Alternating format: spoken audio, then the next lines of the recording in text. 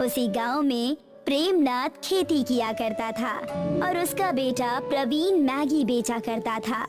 वैसे तो प्रवीण इंजीनियर था, लेकिन नौकरी न मिलने की वजह से मैगी का स्टॉल लगाकर मैगी बेचता और कभी कभार खेती करने में अपने पिताजी की मदद भी किया करता था। मैंने तुम्हें पहले ही कहा था कि पढ़ाई मत करो। सारी जमीन जायदाद गिरवी रखकर तुम्हें इंजीनियर बनाया और अब तुम्हें नौकरी ही नहीं मिल रही है। हम कैसे अपनी गिरवी जमीनें छुड़ाएंगे? अब नौकरी नहीं मिल रही तो इसमें मेरी क्या गलती है पिताजी? मैंने पूरी कोशिश की थी नौकरी पाने की और अब तुम मैगी बेच रहे हो। शहर जाकर किसी दुकान पर ही क्यों नहीं लग जाते हो? कम से कम 2 पैसे ज्यादा आएंगे। अपना व्यापार अपना होता है पिताजी, जब मन किया खोल दिया। ना कोई कहने वाला है ना कोई सुनाने वाला, इसी वजह से मैं ये छोटी सी मैगी स्टॉल लगा रहा हूँ। प्रवीण और उसके पिताजी बात कर ही रहे थे कि वहाँ पर उस गांव का जमींदार अपने बेटे रघु के साथ आ गया और कहने लगा, मैं दोनों गंवारों से ज्यादा बात नहीं करूँगा, मुझे मेरे पैसे दे दो, मैं यहाँ से चला जाऊँगा। वो क्या है जमींदार साहब, पैसों का इंतजाम नहीं हो पाया है। हम पूरी कोशिश करेंगे पैसों का इंतजाम करने की। मुझे पहले से पता था कि आज भी मैं खाली हाथ जाऊंगा, लेकिन ऐसा हरगिज नहीं होगा।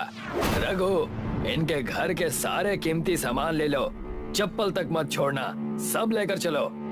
जैसा आप कहे पिताजी, इनके सिट्टे पिट्टे अभी गुल करता हूँ। रघु उनके घर जबरदस्ती घुसकर लूटपाट करने लगता है और रखे हुए सारे सामान लाकर बाहर फेंक देता है। पिताजी, आप कहें तो इस लड़के की मैगी की स्टॉल भी ले लूं? इंजीनियर होकर तुम मैगी बेच रहे हो, धिक्कार है तुम पर। ले लो, इसके मैगी का स्टॉल भी ले लो। नहीं नहीं, ऐसा मत करो, मेरा कारोबार ठप हो जाएगा, हम दोनों बाप बेटे भूखे मर जाएंगे, ऐसा ना करो। प्रवीण के लाख गिड़गिड़ाने पर भी उसकी किसी ने एक नहीं सुनी। जमींदार उसके ठेले की मैगी और घर का सारा सामान लेकर चले गए। पूरे गांव में उनकी इज्जत उछाली गई। हे भगवान, मैंने तेरा क्या बिगाड़ा है? क्यों आप हम जैसे गरीबों को परेशान करते हैं? पढ़ने के लिए पैसे नहीं थे, जमीन गिरवी रख दी।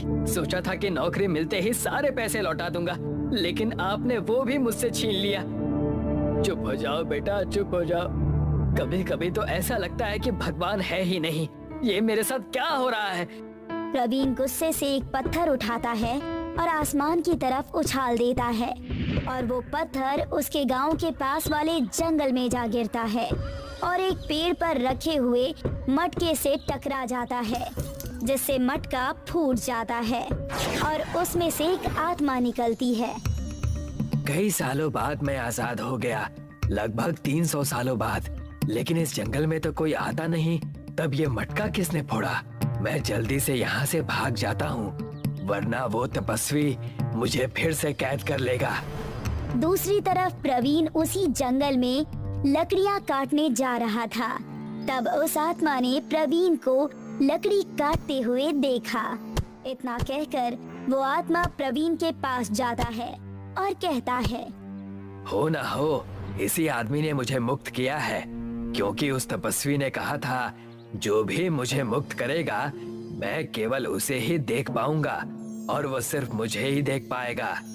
वो आत्मा प्रवीण के पास जाता है और कहता है, नमस्ते भाई साहब। उस आत्मा की आवाज सुनकर प्रवीण बहुत डर जाता है और जमीन पर गिर जाता है। कौन हो तुम और हवा में उड़ कैसे रहे हो? मुझसे क्या चाहते हो? अरे तुम घबराओ नहीं, तुमने मुझे आजाद किया है, मैं तुम्हें हानि नहीं पहुंचाऊंगा। मैंने तुम्हें कब आजाद किया? तुम कुछ भी कह रहे हो। इस जंगल में मैं पिछले 300 सालों से कैद हूँ। मैं जिस मटके में कैद था, उस मटके पर तुमने एक पत्थर मारा, जिस वजह से मैं आजाद हो गया। हाँ, तब मैं गुस्से में था। चलो जाओ, मुझे मेरा काम करने दो। तुम मुझे सारी बातें बता सकते हो, मैं तुम्हारी 2 विनती पूरी कर सकता हूँ। क्या सच? तो सुनो। प्रवीण ने उस आत्मा को अपनी सारी कहानी बताई। इंजीनियर से ले इतने बुरे दिन नहीं थे जितने कि अब हैं। अच्छा हुआ उस तपस्वी ने मुझे कैद कर लिया, वरना ये सब दिन देखने पड़ते। तुम इसका कोई उपाय बताओ। अपना अलग ही रोना रो रहे हो तुम तो। अच्छा तो सुनो, मैं तुम्हें एक वरदान देता हूँ। तुम अब से जो भी खेती करोगे वो तुम्हारे कारोबार की खेती होगी। यानी मैगी की खेती?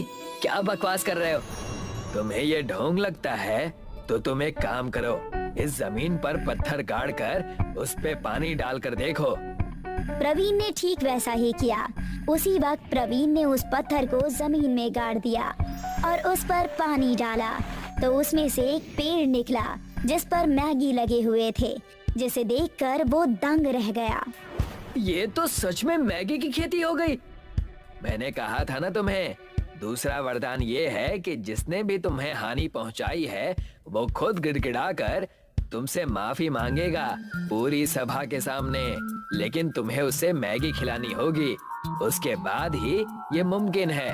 मेरे 2 वरदान तुम्हारे लिए खत्म हो गए। अब मैं चलता हूँ। शुक्रिया दोस्त, मुझे आजाद करने के लिए। इतना कहकर वो आत्मा वहाँ से उड़ गया और प्रवीण को 2 वरदान देकर चला गया।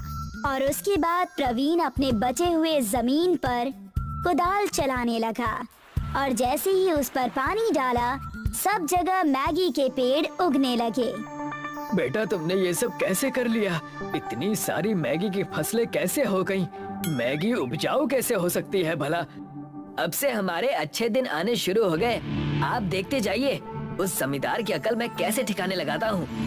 प्रवीण ने उस जमींदार को अपने घर पर मैगी का आमंत्रण दिया और एक चिट्ठी लिखकर उसके घर भेज दी।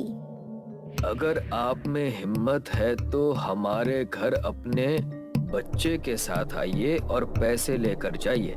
उस 2 कौड़ी के लड़के की इतनी हिम्मत, वो मुझे इस तरह से चिट्ठी भेज रहा है, उसकी तो खैर नहीं। जमींदार गुस्से से वहाँ से चला जाता है और जैसे ही वो प्रवीण और प्रेमनाथ के घर के पास पहुँचता है उसे मैगी की बहुत अच्छी खुशबू आ रही होती है। इतनी अच्छी सुगंध, इस लड़के के हाथ की मैगी सब खाते हैं। एक बार मैं भी खाकर देखता हूँ। पैसे की बात बाद में कर लूंगा। जैसे ही जमींदार प्रवीण की बनाई हुई मैगी को खाता है उस आत्मा का दिया हुआ वरदान सच हो जाता है।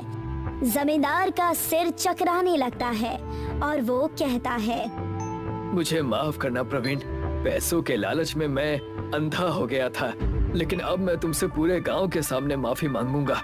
बदले में तुम पूरे गांव को मैगी की दावत दे देना।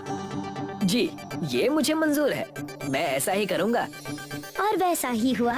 जमींदार ने सबके सामने प्रेमनाथ और प्रवीण से माफी मांगी और उनकी जमीनें उन्हें वापस लौटा दी। गांव वालों ने मैगी की खेती शुरू कर दी। वो गांव अब